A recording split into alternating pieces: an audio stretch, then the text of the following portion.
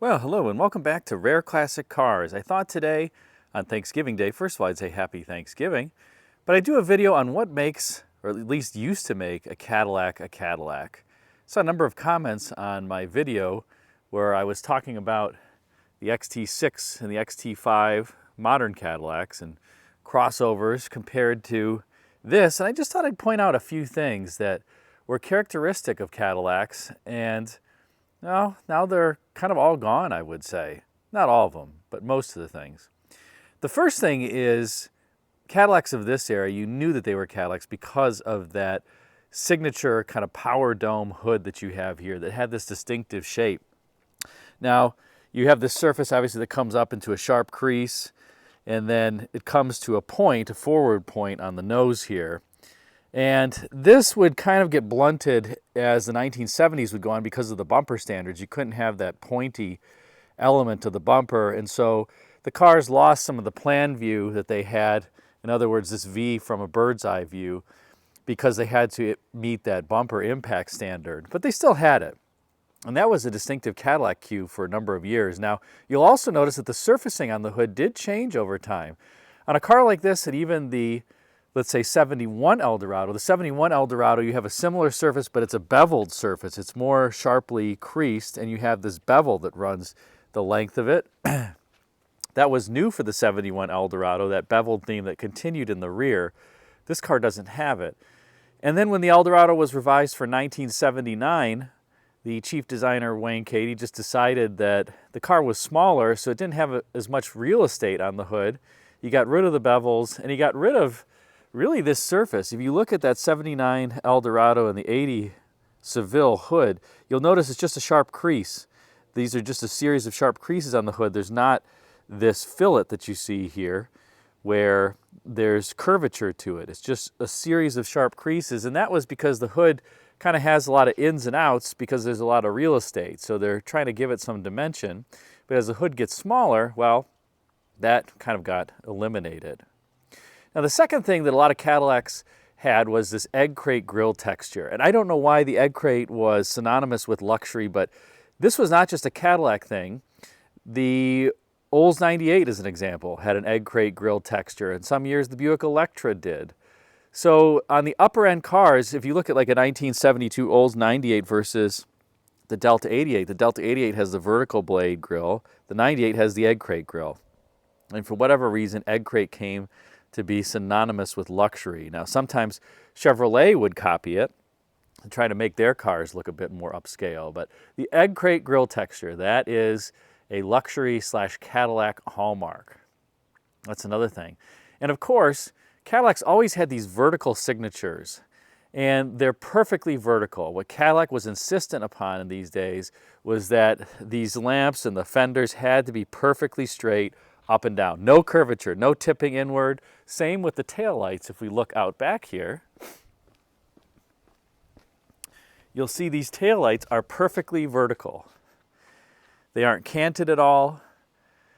And that was insistent. That was the GM designers insisting that that be the case.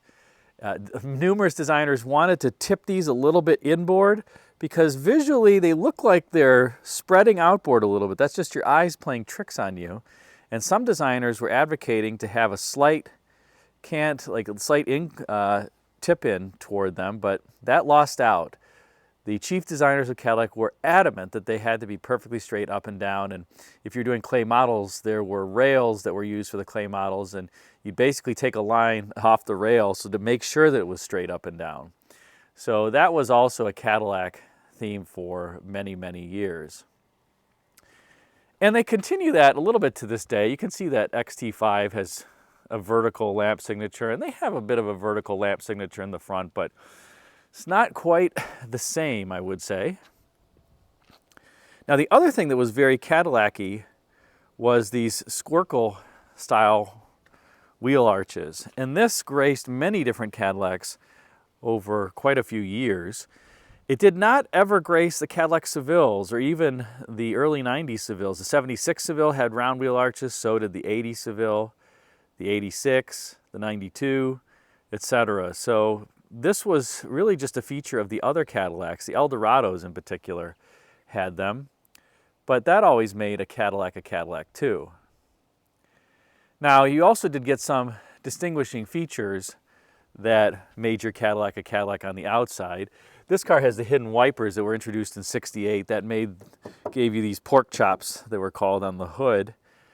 The '67 has this beautiful trim panel here instead. Now, other cars had hidden wipers during this era, but that was something that you had on a lot of GM cars. I think it looks really good on this car. Although this area to execute, bringing all these pieces together, that had to give the Fisher Body people nightmares. And by the way, interestingly, Fisher Body was responsible for this car from the cowl rearward, and then the division was responsible for the sheet metal, as an example, on the car from the cowl forward. So it's two different engineering groups who engineered this car, and sometimes you would see that the front end of these cars was more more aggressively styled than the rear, because Fisher Body, the GM division who did the rear, tended to have more conservative engineers, and they didn't have as big of a stake in the styling as the divisions did.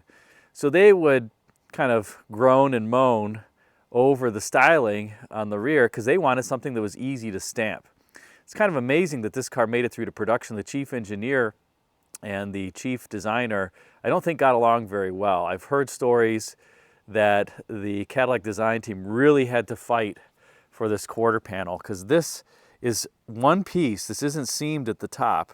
And look at the fold over here that this has. I mean, that is not an easy quarter panel to make. And I'm sure Fisher Body groaned and moaned about making that. I know they did definitively on the '71 deck lid. The design team, led by Wayne Cady, had to fight for that beveled surface deck lid that was very complicated. So, interesting little tidbit, if you see the rear of the car more conservatively styled, it's because it was a different engineering group. Now, as we've talked about, you did have this, very sharp creases too. We talked about the vertical nature here, but Cadillacs always had these sharp creases. I mean, look at that fold over. And that was because, as GM's chief designer at the time, Bill Mitchell, would say, he wanted this to look like the crease in a man's pants. And yes, he said in a man's pants. Very finely tailored look. So Cadillacs had these very tight creases. You'll notice even like on the '79 Eldorado and the '80 Seville, this A-pillar is even more distinctively kinked, and the roof has this kink on it. Very tight crease all the way around.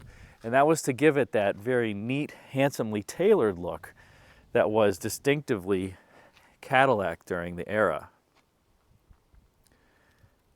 Now you also have, if we look on the inside, aside from the awful key buzzer you're about to hear, one thing that was interesting about Cadillacs was they had their own unique switchgear. A lot of the other GM divisions would use the same switchgear, but these kinds of switches were unique to Cadillac, and they thought that they wanted a particular feel when any of these switches were activated.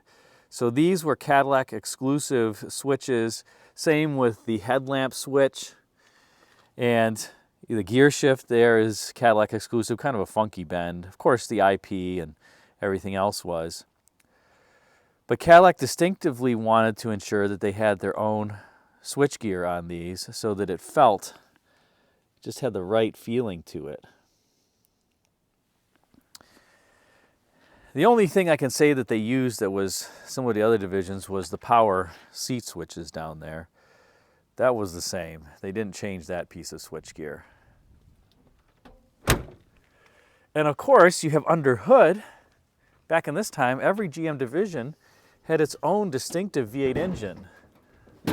And Cadillac would keep that. I'm waiting for somebody to comment that that was an impressive feat to open that hood with one hand, because this is a heavy, heavy hood. But every GM division had its own V8 in these full-size cars. So if you got a Cadillac, you couldn't get a Cadillac engine in anything else. And Cadillac did keep that exclusivity for a long time. Even the North Star, until the Aurora came out in 1995, was a Cadillac exclusive. 4.9, the 4.5, 4.1 liter V8s were Cadillac exclusives too. But in this case, you got 375 horsepower, 472 cubic inch V8, and you couldn't get that in any other car that was not a Cadillac. It was standard across the lineup. This car was actually, this Eldorado was supposed to have a V12 single overhead cam engine when it was introduced in 1967. That's why the hood kind of got some of that power dome style look to it. But the engineers were coming up with this engine and they thought this was going to be easier to service, just as powerful, cheaper to build. So this 472 won out. And well, the 472 is a great engine. It's very, very silent. And that's something I would say that's distinctive about these Cadillac V8s. All these General Motors big blocks are great engines. The Cadillacs, I will say, when they're tuned correctly, are super quiet. They're not the most powerful, but they are whisper quiet. And that's what a buyer of this kind of car wanted. They wanted something where you didn't hear the engine. And so that's what you got with this particular car. Now, one of the things, let's close this hood, you also got with your Cadillac was the ability for this power pull down. You even get like beautiful cigarette lighters here. That one doesn't look like it's ever been used. Let's see if I can activate this.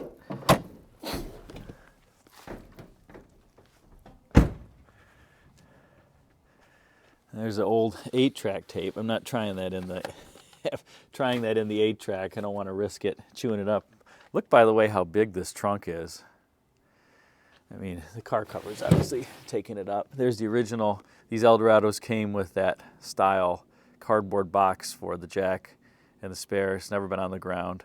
This car was from Kentucky when I bought it. It was last plated in 1980. And I think I bought it around 2020 maybe. No, it was before COVID. 2018 maybe. So it was off the road for close to 40 years. Needed a little bit of revival.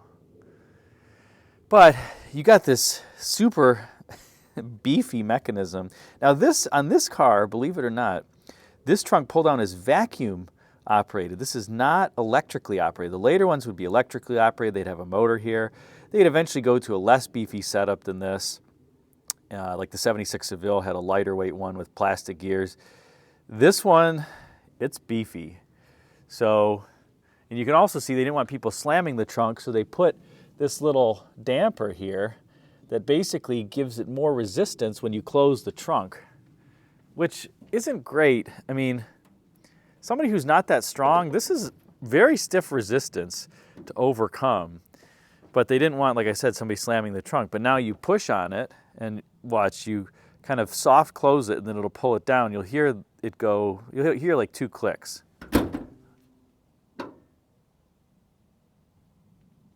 There you go. And now it's closed. So that was, I think, a cool feature of the Cadillacs too. And they did expensive stuff. You know, most of the GM cars had bumpers, or at least the Chevrolets had bumpers that were one piece. But you can see this one is, let's see, 3 pieces, I think. Yeah, 3 pieces. So they could get this really sharp crease here. Chevrolet would never do that. The 71 Eldorado, that bumper, including the bumper guards, I want to say is 7 pieces. It's got this end piece and a middle piece, then this middle piece, which is shared with the Deville and Eldorado, by the way. They have the same plan view. Then another middle piece, then that end piece. So actually that's 1, 2, 3, 4, 5, yep, and then 2 bumper guards, 6, 7 pieces. So that's really what used to make a Cadillac a Cadillac. You got your own engine.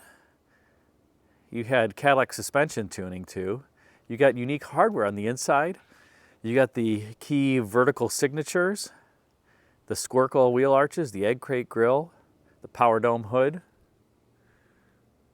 and beautiful styling. Man, hard to beat. And now, I don't know, I don't mind those cars, but they don't have as many distinctive features to them, at least in my opinion. Not bad looking, actually good looking cars, but this is unquestionably a Cadillac. To some degree, remember I was relating that Oldsmobile and Buick kind of copied this vertical lamp signature starting in 1963 on the rear, on only their upper end, the Electra and the 98 had vertical style tail lamps. But other automakers, hence why this Mercury is here, copied Cadillac too. Look at that. Vertical lamps on your Mercury? I drive this around and a lot of people say, nice Cadillac, and I have to correct them and say, no, that's a Mercury. Now, Mercury was candidly copying Pontiac. The 1964 Pontiac lineup, if you look at the rear, looks very similar to this, including this tail panel. But that 64 Pontiac was arguably copying Cadillac.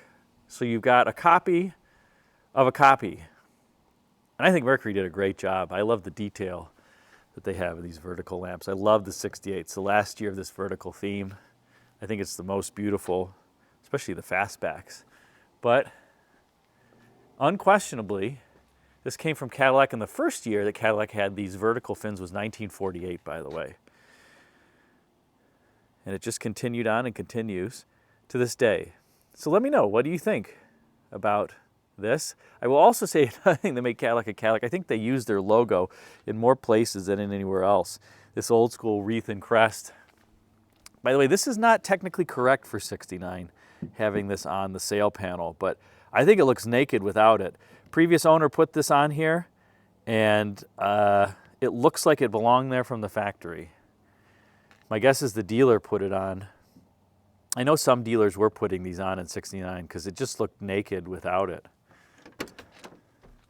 But you get it on the floor mats, you get it here, on the steering wheel, on the keys. And I think as the 79 Eldorado and 80 Seville have the Cadillac logo in even more places. They have it on the seat back here. They have it embroidered in the seat. So Cadillac went a little overboard, but you knew it was a Cadillac. Thanks again for watching.